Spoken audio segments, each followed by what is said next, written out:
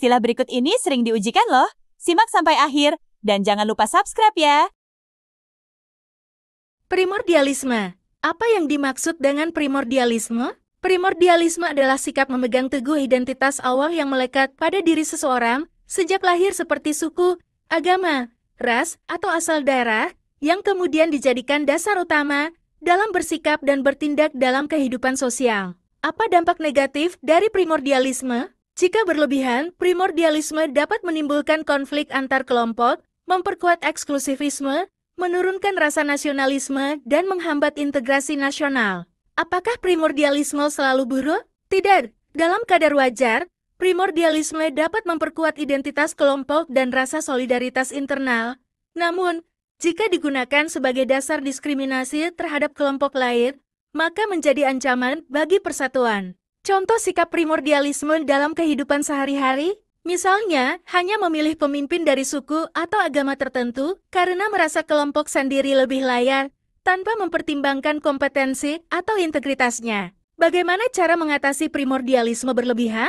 Dengan menanamkan nilai kebangsaan, memperkuat semangat Bhinneka Tunggal Ika, serta meningkatkan interaksi antar kelompok secara sehat dan setara. Chauvinisme. Apa yang dimaksud dengan chauvinisme? Chauvinisme adalah sikap cinta berlebihan terhadap kelompok atau bangsa sendiri disertai pandangan merendahkan atau menolak kelompok atau bangsa lain. Apa perbedaan chauvinisme dan nasionalisme? Nasionalisme adalah cinta tanah air secara sehat dan proporsional, sedangkan chauvinisme bersifat berlebihan, cenderung buta, dan menolak segala yang berasal dari luar kelompoknya. Apa dampak negatif dari chauvinisme? Chauvinisme dapat memicu konflik antar kelompok, memupuk kebencian terhadap pihak luar, dan menghalangi kerjasama lintas budaya atau bangsa. Contoh chauvinisme dalam kehidupan nyata, misalnya seseorang merasa bangsanya paling unggul dan menolak kerjasama internasional atau menolak semua budaya asing karena dianggap lebih rendah. Apakah chauvinisme pernah terjadi dalam sejarah dunia? Ya, contoh ekstrem dari chauvinisme adalah ideologi Nazi di Jerman yang menganggap ras Arya lebih unggul dari ras lain, sehingga menimbulkan diskriminasi bahkan genosida. Bagaimana cara menangkal sikap chauvinisme dalam masyarakat? Dengan menanamkan nilai toleransi, membuka wawasan global, mendorong kerjasama lintas budaya, dan mengajarkan bahwa semua bangsa dan kelompok memiliki kelebihan dan kekurangan masing-masing. Etnosentrisme. Apa yang dimaksud dengan etnosentrisme? Etnosentrisme adalah pandangan atau sikap yang menganggap budaya, nilai dan cara hidup kelompok etnisnya sendiri sebagai yang paling benar, unggul, atau lebih baik dibanding kelompok lain. Apa dampak negatif dari etnosentrisme? Etnosentrisme bisa menimbulkan stereotip negatif terhadap kelompok lain, memperkuat prasangka, diskriminasi, bahkan konflik antar kelompok etnis. Apakah etnosentrisme sama dengan chauvinisme? Tidak sepenuhnya sama. Etnosentrisme lebih spesifik pada kebanggaan berlebihan terhadap budaya atau etnis sendiri, sedangkan chauvinisme bisa mencakup kebanggaan berlebihan terhadap bangsa, kelompok, atau ideologi. Contoh etnosentrisme dalam kehidupan sehari-hari, misalnya seseorang menolak menikah dengan orang dari etnis lain karena merasa budayanya lebih tinggi atau takut menurunkan kemurnian budaya sendiri. Apakah etnosentrisme selalu buruk? Tidak selalu. Dalam kadar terbatas, etnosentrisme dapat memperkuat identitas budaya dan kebanggaan kelompok. Namun, jika sampai merendahkan kelompok lain, itu menjadi sikap yang membahayakan persatuan. Bagaimana cara mengatasi etnosentrisme yang berlebihan? Dengan meningkatkan pendidikan multikultural, memperluas interaksi lintas budaya, menanamkan nilai persamaan manusia, dan menghormati keragaman sebagai kekayaan bangsa. Pluralisme. Apa yang dimaksud dengan pluralisme? Pluralisme adalah paham atau pandangan yang mengakui, menerima, dan menghargai keberagaman dalam masyarakat, baik dari segi agama, budaya, suku, bahasa, maupun pandangan hidup. Apakah pluralisme sama dengan keberagaman? Tidak, keberagaman adalah fakta adanya perbedaan, sedangkan pluralisme adalah sikap aktif untuk menghargai dan hidup berdampingan secara harmonis di tengah perbedaan tersebut. Apa manfaat pluralisme bagi kehidupan berbangsa? Pluralisme memperkuat toleransi, memperkaya kebudayaan nasional, menghindari konflik sosial, serta menciptakan masyarakat yang adil dan damai dalam keragaman.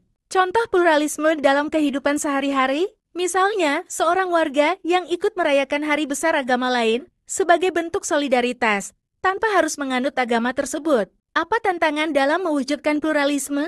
Tantangan utamanya adalah intoleransi, fanatisme, eksklusivisme, dan kurangnya pendidikan tentang nilai-nilai kebangsaan dan kemanusiaan universal. Bagaimana cara memperkuat sikap pluralisme? Dengan menanamkan nilai Bhinneka Tunggal Ika sejak dini, mendorong dialog antaragama dan budaya, serta memperluas pengalaman hidup bersama orang-orang dari latar belakang berbeda secara setara. Inkulturasi. Apa yang dimaksud dengan inkulturasi? Inkulturasi adalah proses masuk dan menyatuinya unsur-unsur budaya asing ke dalam budaya lokal tanpa menghilangkan identitas dasar budaya asli, sehingga terjadi penyesuaian yang saling memperkaya. Apa tujuan dari inkulturasi? Tujuannya adalah agar budaya asing dapat diterima oleh masyarakat lokal dengan tetap mempertahankan nilai-nilai budaya asli, sehingga tercipta harmoni budaya dan tidak terjadi penolakan total terhadap unsur luar. Contoh inkulturasi dalam kehidupan sehari-hari, misalnya pertunjukan wayang kulit yang menyisipkan pesan-pesan moral atau nilai agama, atau penggunaan musik daerah dalam penyebaran ajaran agama dengan lirik yang disesuaikan. Apa perbedaan inkulturasi dengan akulturasi? Inkulturasi adalah proses masuknya budaya asing ke budaya lokal yang lebih bersifat penyesuaian dari dalam, biasanya dalam konteks keagamaan atau ideologis. Sedangkan akulturasi adalah percampuran dua budaya yang saling memengaruhi dan menciptakan budaya baru tanpa menghilangkan unsur asli. Apakah inkulturasi bisa memperkuat jati diri bangsa? Ya, selama prosesnya tidak menyingkirkan nilai-nilai inti budaya bangsa, inkulturasi justru bisa memperkaya ekspresi budaya nasional dan memperkuat identitas melalui kreativitas lokal. Apa risiko dari inkulturasi jika tidak dikendalikan dengan bijak? Jika tidak disaring, unsur asing bisa mendominasi budaya lokal dan perlahan-lahan mengikis identitas asli masyarakat, apalagi jika masyarakat tidak kritis dalam menyikapi pengaruh luar. Nepotisme. Apa yang dimaksud dengan nepotisme? Nepotisme adalah praktik memberikan posisi, jabatan, atau keuntungan kepada anggota keluarga atau kerabat dekat tanpa mempertimbangkan kompetensi atau kelayakan, terutama dalam lingkup pemerintahan atau organisasi. Mengapa nepotisme dianggap sebagai perilaku yang tidak etis? Karena nepotisme mengabaikan prinsip keadilan, meritokrasi, dan profesionalisme. Ini bisa mengakibatkan orang yang tidak layak menduduki posisi penting, merugikan publik, dan melemahkan kepercayaan terhadap institusi. Apa perbedaan antara nepotisme dan kolusi? Nepotisme berfokus pada pengangkatan keluarga dan kerabat karena hubungan personal, sedangkan kolusi adalah kerja sama rahasia antar pihak untuk mendapatkan keuntungan secara tidak sah, biasanya melibatkan kesepakatan tersembunyi. Contoh nepotisme dalam kehidupan nyata, misalnya seorang pejabat tinggi menunjuk anak atau saudaranya menjadi direktur BUMN tanpa proses seleksi terbuka dan tanpa pengalaman yang relevan. Apa dampak negatif dari nepotisme bagi negara?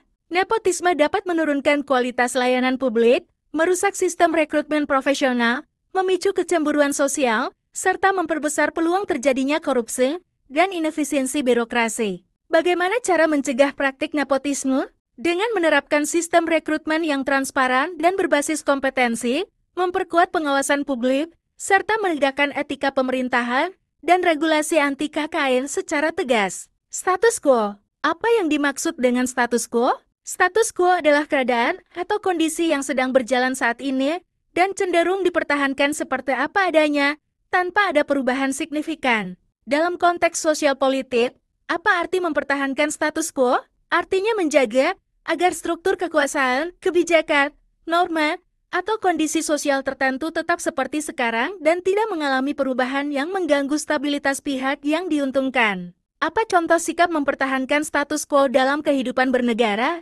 Misalnya, elit politik yang enggan mereformasi sistem pemilu karena mereka diuntungkan dengan sistem yang ada, atau pejabat yang menolak transparansi anggaran agar kekuasaan tetap terkonsentrasi. Apakah mempertahankan status quo selalu negatif? Tidak selalu. Dalam beberapa kasus, mempertahankan status quo bisa berarti menjaga stabilitas dan ketertiban, terutama jika perubahan yang diusulkan belum matang atau berpotensi menimbulkan konflik. Apa risiko jika status quo dipertahankan terlalu lama? Risikonya adalah stagnasi, ketidakadilan yang berlarut-larut, penumpukan kekuasaan di tangan segelintir orang, dan resistensi terhadap inovasi atau pembaruan sistem yang lebih baik. Bagaimana sikap kritis terhadap status quo bisa dibangun? Dengan meningkatkan kesadaran politik masyarakat, pendidikan kewarganegaraan, dan keberanian menyuarakan perubahan melalui cara-cara demokratis dan legal. Silahkan ke playlist untuk seri lengkap ya. Semoga sukses!